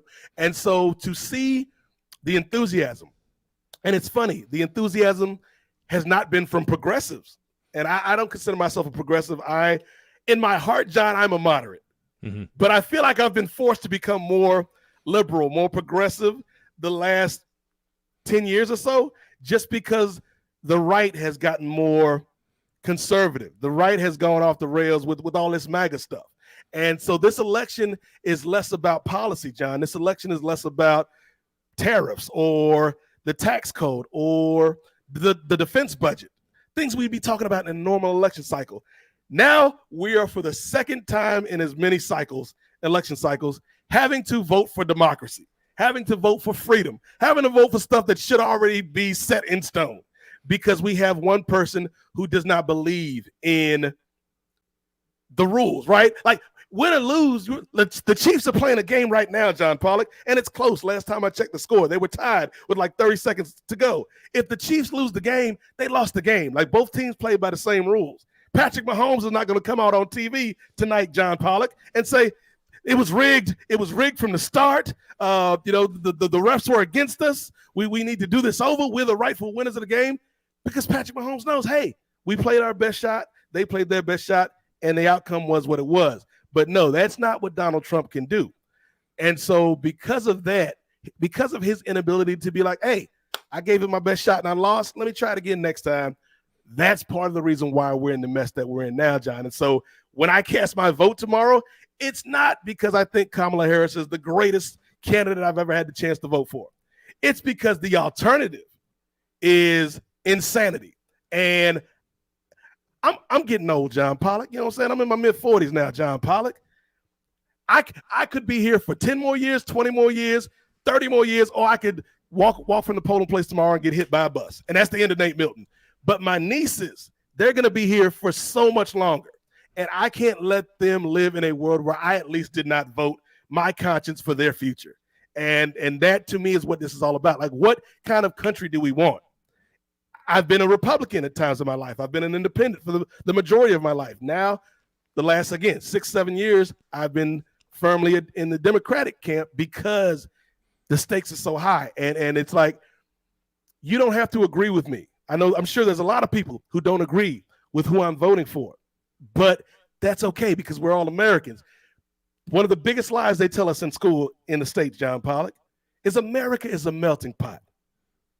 That's a lie. That's a fabrication. America is not or has never been a melting pot. America is a mosaic. America is a pot of gumbo, a pot of that Brunswick stew that Mr. Cecil makes at the election center. Very America nice. You ever had 7-layer salad, John? No. So 7-layer salad, I'm sure, especially when people in the South know about this 7-layer salad. So 7-layer salad is the South's way of making something healthy unhealthy, because you got your lettuce, you got your tomatoes, you got your carrots, all of your vegetables, your peas. I think there's like green peas in there. And then the top layer of the 7-layer salad, the 7th layer, John Pollock, is mayonnaise, cheese, and bacon bits. And it's delicious, but it's not healthy at all. And that's what America is. America is not everybody becoming one monolith. America is you bring your life experience, I bring my life experience. We all make up America, and we're all Americans, but we are all individuals. And that's the beauty of this country. That's the beauty of this messed up experiment. The beauty of this idea, this notion of a nation, as Hamilton would say, that began so long ago. And we can't let one dude ruin it because of his ego. Because that's all it is, man. It's ego and also not wanting to go to jail if he loses. And we can't throw the country away. We can't throw democracy away. We can't throw the Constitution away for that dude. Like, if we're going to throw it away for anybody, it should be Michael Jordan or Vince Carter. Like, we can throw it away for them. But even then, we shouldn't throw away democracy for anybody, but especially somebody who does not respect the office that he seeks. Yeah, I mean, you have such divergent philosophies here. And I heard this one, it was just a reporter interviewing various undecided voters. And this one person just conveyed to them, in all honesty, I'm probably going to make my decision in the car ride over to the polling station. And while that sounds wild, that is what we are talking about, with all of the amount that has been spent on these campaigns to reach that person. That's kind of the margins we're talking about here, are those that are, you have your sides that are from day one probably knew where and who they would be voting for. And you just, however much weight you want to place into the polls, these are 7 battleground states that are coin flips and the two options of where you can be going. And you can have your ideology, I think, looking to the Republican side of those that are very adamantly supporting Donald Trump, you have to look at is like, you've grown up, Nate, of someone that values democracy, that looks at kind of the tenets of what makes a country democratic and the institutions you respect. There is a very significant amount of people that do not look at this in the same way, or want something to disrupt that sort of way of thinking, that way of living. And that is something that, if Donald Trump wins, that it's going to be the opposite of a side that does have to acknowledge that difference of like these two Americas. And like, I'm hoping that this is not total bedlam, but it's hard to imagine this just being that, okay, this is the vote count, this is your winner, and we just shake hands and meet again in 2 years at the midterms. Like, it just seems like there is so much of a powder keg kind of feel. And this is from a Canadian that's saying this from the outside looking in, that it just seems as though this is hardly going to be just a seamless process. Yeah, before this, the most contested election of my lifetime was Bush and Gore. Shout out to the hanging chads out there in Florida, man. But if you know, you know. If you know, you know. But even then, John, like, obviously, folks that were supporters of Al Gore, I voted for George W. Bush in that election. So again, I'm all over the place with my political views. At least I have been over the course of my life. It's a good perspective to have, like that you've voted for both parties. Like Chuck D told me when I was young, John, in one of his songs, neither party is mine, not the jackass or the elephant. And that's a philosophy I try to live by, because at least you used to be able to find rational, reasonable ideas in both parties. And now, because Donald Trump has corrupted the Republican Party that I remember growing up with, the Republican Party that my friends still belong to this day, like, it's out of bounds. Like, we didn't see people storm the Capitol after Bush and Gore. Like, obviously people were upset. There were protests, but nobody stormed the damn Capitol, John, because we know better. Because we know that's not what we do as Americans when we have disagreements. And this guy invited people to the Capitol. Shout out to Mrs. Jericho. He invited people to the Capitol. Keep your wrestling out of my politics, lady.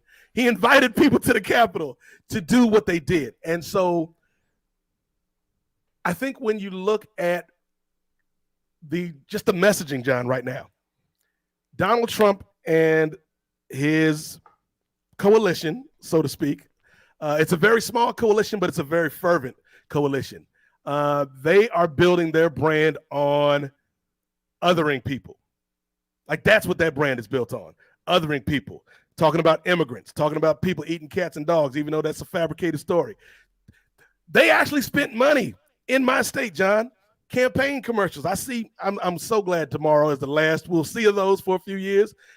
Kamala Harris's campaign commercials are talking about education. They're talking about taxes. They're talking about defense. Donald Trump's campaign commercials, Kamala Harris is trying to give inmates sex reassignment surgery. There's transgender athletes trying to play D1 sports. What does that matter to the fabric of this country? What does that matter to, are people able to afford health care? What does that matter to, do we have clean air to breathe and clean water to drink? They are so invested in people's personal lives to the point where, again, I mentioned off top, John, the dog that chased the car. The dog that chased the car, what do you do when you catch it? They wanted Roe gone for years. They wanted to get rid of Roe v. Wade for years, John. They finally got it done. And now they don't know what the hell to do with it, because it keeps costing them elections, because they pissed off a lot of women. They pissed off a lot of people that have women in their lives that they care about. And they can't get access to health care that they need because of these rules in these states. And so it's like, they need to decide what they are in this for. Are you in this for the betterment of the country, or are you in it for that dude? Because, spoiler alert, that dude is not going to remain loyal to you. Like, that dude is loyal to himself. He tried to have his own vice president. He didn't care that they was trying to hang his own vice president, John Pollock, who's been completely silent, as he should be, John. But how telling is like that aspect to things here? Like, to me, when I heard when John Kelly calls up the New York Times, I mean, that to me, like, I'm stunned that is not like more of like this block, but like here was a retired U.S. Marine Corps general, was Donald Trump, one of his chief of staffs, and he goes there to state, and if you listen to him, like this is not someone who is coming on here to like just to like demean the former president. Like he's being as analytical as he possibly can, that yes, this would add up to the definition of what it is to be a fascist. And like I don't know what more could speak to someone than that, but it ultimately comes down to like, if this is not your team, nothing is going to penetrate your line of thinking if you are adamantly on this side, and that is not going to disrupt that line of thinking. We live in a world where the Cheneys, John Pollock, are too liberal for the modern Republican Party. Karl Rove is too liberal for the modern Republican Party. I'm sorry, if you were not living in 2004, this is the most bizarre world theory ever. If you were to tell me 20 years ago that Karl Rove and the Cheneys would be backing the Democratic candidate. Yes. Like publicly. It was it's just you have so many of these people like Mark Milley, like just these people that have come out that are just telling you exactly what their concerns are, like people that carry a ton of weight in their respective fields. I do want to just quickly throw these kind of hypotheticals at you, Nate. So we look at Donald Trump. First of all, let's go with the notion Kamala Harris is elected president. Donald Trump is 78 years old. What is and it feels insane to even say it, like, is this the end of the political career of Donald Trump at 78? This would be another election lost. It's like he felt as he was as much on the outside after the midterms 2 years ago that he felt like an endorsement from Trump was going to harm these Republican candidates, and then found himself as embedded as ever with this party and its choice. But if we are looking at another election loss here and couple that with the age factor, like what becomes of a Donald Trump without a win on Tuesday? So if Donald Trump does not win on Tuesday, I feel like, and again, I'm assuming that he is going to be alive at the next election. I don't wish death on anybody, not even Donald J. Trump. I feel like he is going to try to still remain in power in this party because A, it feeds his ego, and B, it lines his pockets. Because part of this is it's all just a grift, John Pollock. Like you don't sell Trump Bibles, having never read the Bible, if it's not a grift, John Pollock. You don't try to sell Trump sneakers to black people because I can relate to you because you wear sneakers too. If it's not a grift, John. So he's worked himself into a shoot, brother. He can't stop. Like he can't. He told Bob Woodward he's done more for black people in the U.S. than any other president, maybe with the exception of Abraham Lincoln. Yeah, he said maybe. He was not going to completely concede that Abraham Lincoln did more than him. It's like me and Abe, we're right there, 1A, 1B, John, 1A. But I feel there's also like not that obvious succession plan either. That's what I was getting to. Like I think Ron DeSantis is like, you really did see kind of the ceiling of Ron DeSantis in the run up to JD Vance doesn't have the juice. Like it's obvious. JD Vance doesn't have the juice. Mike Pence is staying far away from this. Honestly, I feel like you're going to see a bit of a struggle because the base, at least the rabid base, is still down for MAGA. Mm-hmm. But MAGA is like it's a star vehicle for Donald Trump. And I will give him credit in this, John.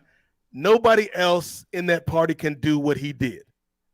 Because he's a great salesman, even if he's not selling you anything of value. And so realistically, because all these other people are just clones, they're cheap imitations. Kari Lake, she ain't got the juice. I think it would have to be somebody like a Nikki Haley, who can kind of maybe, but then again, the MAGA crowd doesn't really rock with Nikki Haley. And so you've got this big vacuum. And who's going to step into that vacuum? if he's still around, John, Mm-hmm. Donald Trump. And so that to me is the biggest, well, not the biggest, because the biggest tragedy would be the fate of this entire democracy, this republic falling and crumbling. But for the Republican Party, it's a sad fate because you've tied so much into this guy who, if he loses on Tuesday, will be a two-time loser. And we've never seen a party be like, you know what? That guy lost twice. Let's run him a third time, or technically a fourth time. Walter Mondale, they wasn't running Walter Mondale back out on these streets, John Pollock, after he got mollywopped by Ronald Reagan. And so I think the Republican Party is going to have a come to Jesus moment, which is ironic considering this is the party of conservative Christians. I think they've got to decide, like, yo, are we going to rock with this MAGA thing until the wheels fall off because we all getting paid off of this? Or are we going to try to get in the business of winning elections and convincing Americans that our ideas, our platforms, our plans, not concepts of plans, John Pollock, but actual plans are better than what the Democrats are offering? And if they can do that, then maybe they can start winning these elections. Again, we don't know what's going to happen Tuesday. There is a chance Donald Trump could win. But as of right now, I believe Kamala Harris wins narrowly just because her coalition is bigger in terms of, like we just said, if you have a party where Liz Cheney, LeBron James, Joe Manchin, Taylor Swift, and Karl Rove are all agreeing on this one person, that to me cuts a wider swath of America and American views than this MAGA thing, which is fervent, but it's so insular. And also, Donald Trump, if you've been watching these rallies, John, starting to sound like Drake on the Heart Part 6. Like, yeah, this was some good exercise. It's good to get the pen working again. Like, he doesn't feel like he's got the juice anymore. Like, he's still saying these things, John, that he seems tired. My guy seems tired on these streets, and I don't know. I was watching this the speech tonight, and I'm just going on YouTube, and I'm going back on the cursor. It's like, he was it was live. It was still going during Raw. He was at 90 minutes of just going, and I'm watching it, and it's just he's doing like the roll call and stuff. I'm like, man, we got to keep these. This is the final day. We got to get moving. Now contrast that to Kamala Harris, and again, this is part of where Trump miscalculated, John. He would have loved to be in there with Joe Biden because even though they're both old men, he was the more energetic old man. Yes. Now you're dealing with somebody that's like 15, 20 years younger than you, who can go to 3 or 4 cities in a day, who has this energy and this enthusiasm that you can't muster because it gets harder the older you get. And now he's in for a problem, John Pollock. Like, again, I don't know what's going to happen tomorrow. I'm not a prognosticator. I'm not Chris from LA, but I feel like Kamala Harris wins tomorrow, and the Republican Party's got a lot of soul searching to do, because this ain't the way. This is not America. Like, if you really about the values that you say you are, then you have to realize at some point that this man does not represent you. This man does not represent your party, and he damn sure doesn't represent the United States of America.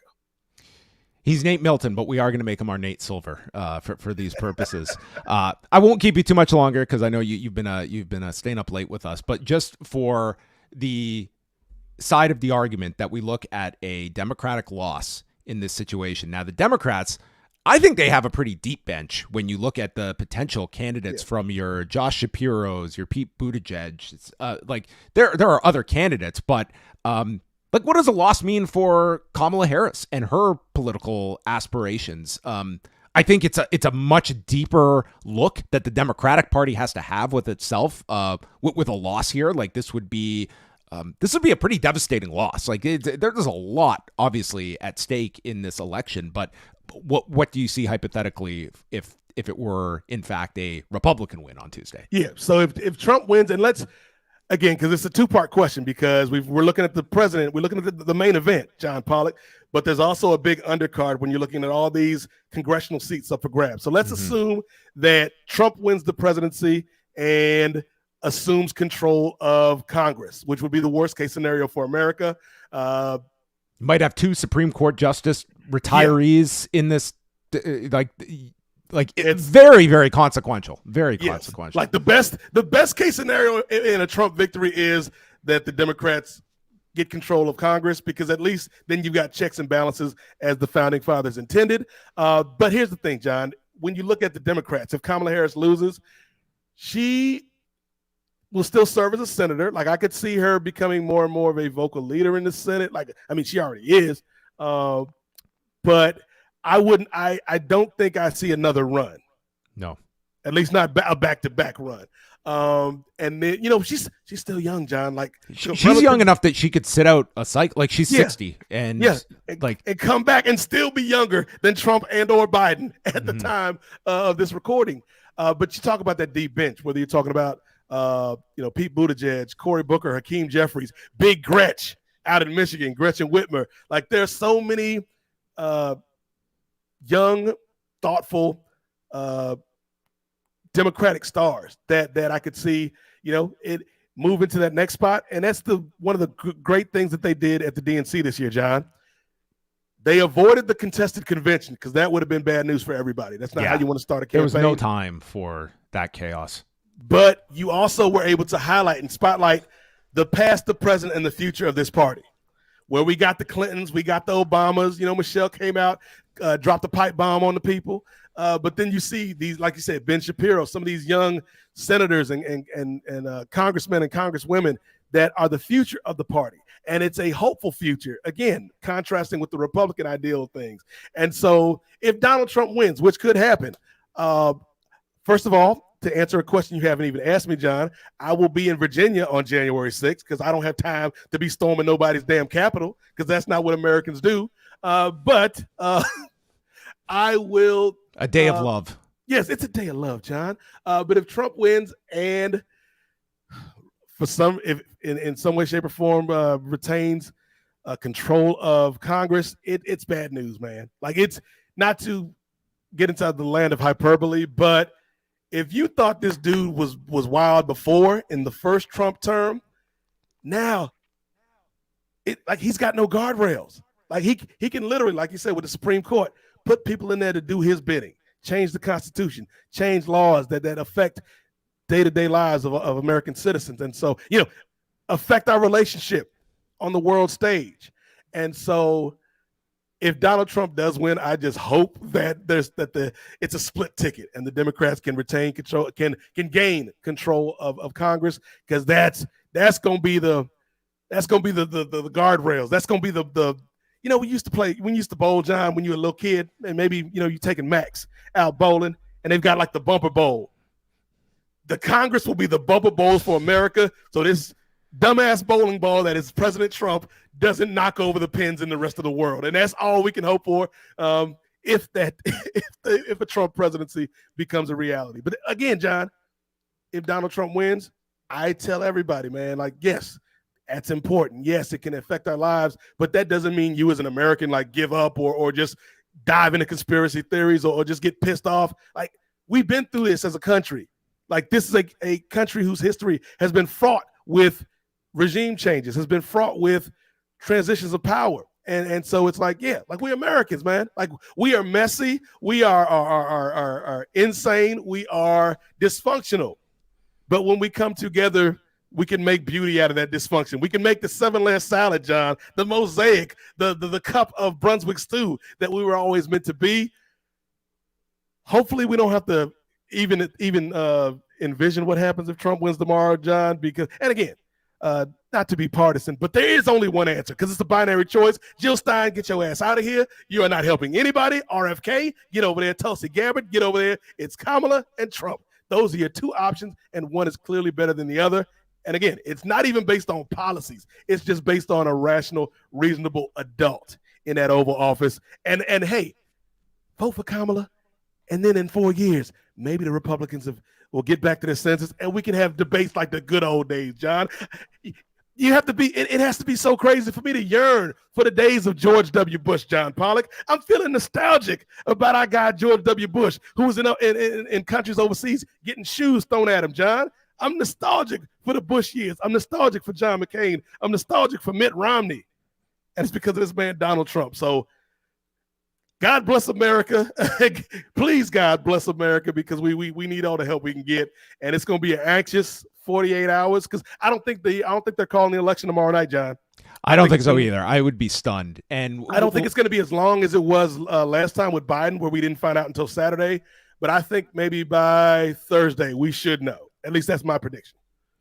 We'll end it off on this. So these are the key battleground states, with some interesting notes here. So we have Arizona, which the Democrats won in 2020. That was the first time they had won Arizona since 96. We have Georgia, which, of course, this was like ground zero of I need 11 million votes. Find me 11 million votes. Trump lost to Biden by less than half a point. So that's obviously a super, super close race that they had in 2020. Michigan, which has been a long time Democratic state, but then Trump won it in 2016, lost it back in 2020. It is noted that, this is a state that has a very high Muslim population as well. And that's probably going to, work against Kamala Harris and concerns that people have. Nevada, which the Democrats have not lost since 2004. North Carolina, we already went over that. And then Pennsylvania and Wisconsin. So there you have it. Virginia seems safe. Yes. But those are, it's such a close race, and I don't take anything. Here's how close a race it is, John Pollock. The tipping point of this race in Pennsylvania could come down to some idiot comedian that pissed off a bunch of Puerto Ricans, because there's a large Puerto Rican population in Pennsylvania, and they are pissed right now, and they could take that out in the voting booth, and a damn comedian might have cost Trump the state of Pennsylvania, John. That line, and listen, it was an atrocious joke by Tony Hinchcliffe. I am not defending it in the least, but the amount of cover that is provided for Stephen Miller's comment, it's like, at the end of the day, Tony Hinchcliffe said a racist joke, several racist jokes, by the way. He is not advising Donald Trump on any policy, and Stephen Miller is the guy who America is for Americans only. I think that is as abhorrent as anything that was stated there, and that is someone that absolutely has the ear of the man seeking the highest office. And I think Stephen Miller got such a pass for that line because so much was just because there was so much more insanity at the circus. Yes. But you're right. Like, the idea that that could tip a state that is going to be so pivotal is a real thing. It's insane. And again, folks, the final thing I'll say, John, is just break it down to the simplest notion. Who do you want to hang out with, ladies and gentlemen? America, who do you want to hang out with? Do you want to hang out with Tony Hinchcliffe and Donald Trump, Robert F. Kennedy, Brett Favre, of all people, who stole all that money from the poor people of Mississippi, Hulk Hogan, Terry Bollea, Undertaker, Kane? You want to hang out with that crowd? Or do you want to hang out with Beyonce? You want to hang out with LeBron James, Taylor Swift? Do you want to hang out with Jane Fonda? Do you want to hang out with Nate Milton? Then cast your vote for Kamala Harris. I approve this message. Post Wrestling didn't approve this message. The NWO didn't approve this message. I approve this message because, damn it, I need some sleep. And I need at least 4 years of peace without having to worry about my niece's future. And Kamala Harris can at least do that. She might not be able to solve the budget. She might not be able to solve the issue in Gaza, but she can at least give me a good night's sleep because I know my nieces are taken care of. Do your civic duty. Vote forever who your heart draws you towards. Just vote. We do not instruct people who to vote for. But Nate could not have been better for this discussion. I am just a bystander in a different country, watching, as many will around the world on Tuesday night. Nate, thank you so much. Everyone, go follow the Kings of Sport, and one more plug for the Patreon, Nate, and where they can catch up. I do very much recommend the latest episode that Chris and Nate dropped. If you enjoyed this conversation, they go many more layers deep. Yes. Well, thank you, John. Always a pleasure to hang out with you, talking wrestling, politics, and sports. The Chiefs did win, so we don't have to have the crazy Patrick Mahomes post-game press conference about stealing points. So that's a good thing. That's one win tonight. But if you want to hear more from me, check out the Kings of Sport. We've been doing this since 2013. Myself, Chris Ely, Andrew Thompson, Two-Way Ray, and so many others that have now become part of our coalition here at the Kings of Sport, man. The Patreon, $5 a month. If you got $5 to spare, we'd appreciate it because we're trying to do some things. We're trying to some different shows, trying to build. We've already got the Spinning Black Fist podcast, which is the MMA show on the network, led by Ray Williams and Chinyere Okafor. Eric Marcotte, my nemesis, has been on the program. One of these days, John, we need to make time for you to sit down with Ray and Chinyere, because I think that'd be a fascinating conversation. I'm right here, all set to go. You're welcome, Ray Williams. But tomorrow at 4 p.m. Eastern, if y'all want to check out the newest addition to the Kings of Sport, one of the foolhardy promises I made when I had that energy 2 weeks ago, John. Tomorrow will be the first edition of The Parlay, which is a show that Ray and I are going to host. And we're going to bring on various members of our podcast family. As we learned from the Usos tonight, family isn't just blood, John. It's who you spend your time with, who you love. And so Brittany Monet from the Avengers Initiative, from the Lituation Room, from several other podcasts is going to join us. And we're going to just talk about life, talk about how everybody is doing on Election Day. And we're going to try to do that at least once a month, where we just kind of have talks, not that we're stealing from you and Wade, John, but imitation. Greatest form of flattery. So it's our talk, and it's called The Parlay, and it will be live tomorrow from 4 to probably 6, because we are on a strict time limit, unlike Raw on Netflix. But for everything else, check me out on Twitter at @8 MOZAIK, at Nate Mosaic. Again, thank you, John, for the time. This was a great conversation, and thank everybody. Hey, if you're still watching at this point, we appreciate you, because that means that you care.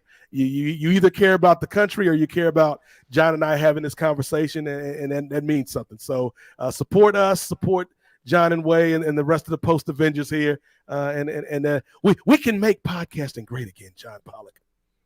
The NWA podcast. Put it on a hat, Dickie Bird. They're back November 17th. Check them out. Big thank you to Nate Milton, and that is it for us. Good night.